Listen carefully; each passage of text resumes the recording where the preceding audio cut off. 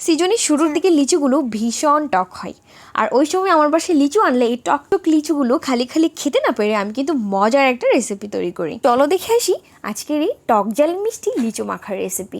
আর যারা যারা ভিডিও দেখবে অবশ্যই কমেন্টে বলে যাবে যে এই রেসিপিটার নাম কি হবে। আর এটা খেতে সত্যিই অসাধারণ হয়। বাসায় লিচু আনলে এটা কিন্তু মাস্ট ট্রাই করবে, সবাই দেখবে অনেক বেশি পছন্দ করবে। আর এটা বানানো একদম ইজি। প্রথমেই লিচু অল্প পরিমাণ পরিমাণ মতো লিচু নিয়ে লিচুর খোসাগুলোকে ছাড়িয়ে নিয়েছি। এরপর অন্য আরেকটি পাত্রে পরিমাণ মতো লবণ দিয়ে দিচ্ছি, আর দিয়ে দিচ্ছি শুকনো মরিচের গুঁড়া। শুকনো মরিচের গুঁড়াটা মরিচটা পুড়ে দিলে দেখা যায় যে মরিচের যে স্মেলটা আসে সেটা খুবই ভালো লাগে।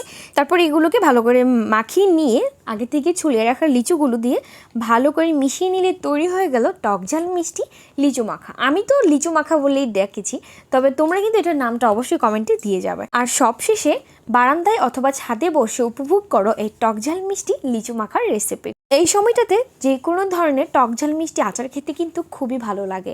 সাথে যদি হয় এরকম লিচু মাখা তাহলে তো আর কোনো কথাই নেই, সাথে লিচু ফ্লেভারও পেয়ে যাচ্ছেন। ও আচ্ছা, এটার মধ্যে চাইলে কিন্তু আপনারা যার যার টেস্ট অনুযায়ী সামান্য একটু চিনিও অ্যাড করতে পারেন।